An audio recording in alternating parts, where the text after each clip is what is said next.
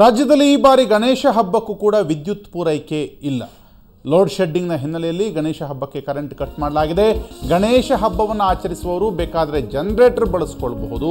ಗಣೇಶೋತ್ಸವಕ್ಕೆ ಸರ್ಕಾರಿ ವಿದ್ಯುತ್ ಬಳಸಿದ್ರೆ ಲೈನ್ಮ್ಯಾನ್ ಜೆಇ ಹೊಣೆಗಾರರಾಗ್ತಾರೆ ಅಂತ ಇಂಧನ ಖಾತೆ ಸಚಿವ ಡಿ.ಕೆ. ಶಿವಕುಮಾರ್ ಎಚ್ಚರಿಕೆಯನ್ನು ನೀಡಿದ್ದಾರೆ. ಬೆಂಗಳೂರಿನಲ್ಲಿ ಪವರ್ ಕಟ್ 3 ಗಂಟೆಯಲ್ಲ, ಇಂದಿನಿಂದ 4 ಗಂಟೆ ಅಂತ ಹೇಳಿದ್ದಾರೆ. ಬೆಂಗಳೂರಿನಲ್ಲಿ ಪ್ರತಿದಿನ 4 ಗಂಟೆ ಲೋಡ್ ಶೆಡ್ಡಿಂಗ್ ಇರುತ್ತೆ. ಕೈಗಾರಿಕಾ ಪ್ರದೇಶಗಳಲ್ಲಿ 2 ಗಂಟೆ ಪವರ್ ಕಟ್ ಇರುತ್ತೆ ಮತ್ತು ವಸತಿ ಪ್ರದೇಶದಲ್ಲಿ 3 ಗಂಟೆ ಇದ್ದಂತಹ ಲೋಡ್ ಶೆಡ್ಡಿಂಗ್ ಈಗ 4 ಗಂಟೆಗೆ ಹೆಚ್ಚಳ ಮಾಡಲಾಗಿದೆ ಎನ್ನುವಂಥದ್ದು. ಹಾಗೆ ವಾಣಿಜ್ಯ ಪ್ರದೇಶದಲ್ಲಿ ಪ್ರತಿ ದಿವಸ 3 ಗಂಟೆ ಪವರ್ ಕಟ್ ಇರುತ್ತೆ ಎನ್ನುವಂಥ ಅಂಶವನ್ನು ಡಿ.ಕೆ.ಶಿ ತಿಳಿಸಿದ್ದಾರೆ.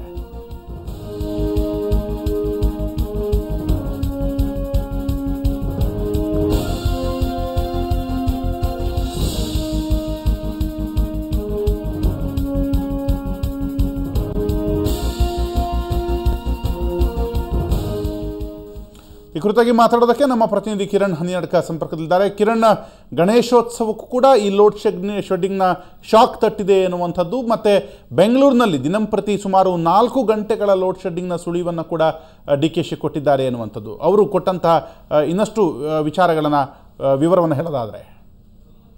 ರಾಘವೇಂದ್ರ, ಗಣೇಶೋತ್ಸವದ ಸಂದರ್ಭದಲ್ಲಿ ಬಹುತೇಕ ಸಂದರ್ಭದಲ್ಲಿ ಹಳ್ಳಿ ಪ್ರದೇಶಗಳಲ್ಲಿ, ಗ್ರಾಮಾಂತರ ಪ್ರದೇಶಗಳಲ್ಲಿ ಸ್ಥಳೀಯ ಒಂದು ಮಟ್ಟದ ಎಸ್ಕಾಂ ಅಧಿಕಾರಿಗಳೇನಿರ್ತಾರೆ ಅವರ ಜೊತೆ ಸ್ಥಳೀಯರು ಶಾಮೀಲಾಗಿ ಸರ್ಕಾರಿ ವಿದ್ಯುತ್ ಅಂದ್ರೆ ಎಸ್ಕಾಂಗಳಿಗೆ ಸಂಬಂಧಪಟ್ಟಂತಹ ಕಂಬಗಳಿಂದ ಹುಕ್ಕಿಂಗ್ ಮಾಡುವ ಮೂಲಕ ಅಲ್ಲಿ ವಿದ್ಯುತ್ ಅನ್ನ ಬಳಸಿಕೊಳ್ಳುವಂತಹ ಪ್ರಕ್ರಿಯೆ ಸಾಮಾನ್ಯವಾಗಿ ನಡೀತಾನೆ ಇದೆ.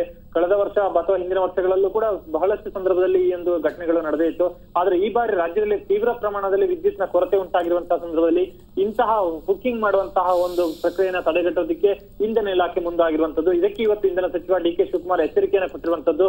ಯಾವುದೇ ಕಾರಣಕ್ಕೂ ಕೂಡ ಗಣೇಶೋತ್ಸವದಂತಹ ಸಂದರ್ಭದಲ್ಲಿ ವಿದ್ಯುತ್ ಕಂಬಗಳಿಂದ ವಿದ್ಯುತ್ ಅನ್ನ ಪಡೆಯುವಂತ ಅಕ್ರಮವಾಗಿ ವಿದ್ಯುತ್ ಸಂಪರ್ಕವನ್ನ ಪಡೆದು 3-4 ದಿನಗಳ ಕಾಲ, 1 ವಾರಗಳ ಕಾಲ ವಿದ್ಯುತ್ ಅನ್ನ ಬಳಸಿಕೊಳ್ಳುವಂತಹ ಪ್ರಕ್ರಿಯೆ ನಡೆಸಬಾರದು ಅನ್ನೋ ಒಂದು ಎಚ್ಚರಿಕೆಯನ್ನು ಕೊಟ್ಟಿದ್ದಾರೆ.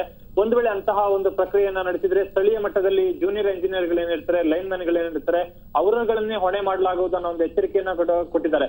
ಮತ್ತು ಇದೇ ಸಂದರ್ಭದಲ್ಲಿ ಯಾವುದೇ ಕಾರಣಕ್ಕೂ ಸರ್ಕಾರಿ ವಿದ್ಯುತ್ ಅನ್ನ ಉಚಿತವಾಗಿ ಬಳಸಿಕೊಂಡು ಗಣೇಶೋತ್ಸವ ಆಚರಣೆ ಮಾಡದಂತೆ ಸೂಚಿಸಿರುವಂತಹ ಇಂಧನ ಸಚಿವರು ಈ ಸಂದರ್ಭದಲ್ಲಿ ಖಾಸಗಿ ಜನರೇಟರ್ ಅನ್ನ ಬಳಸಿಕೊಂಡು ಗಣೇಶೋತ್ಸವ ಆಚರಣೆ ಮಾಡೋದಕ್ಕೆ ಯಾವುದೇ ತೊಂದರೆ ಇಲ್ಲ.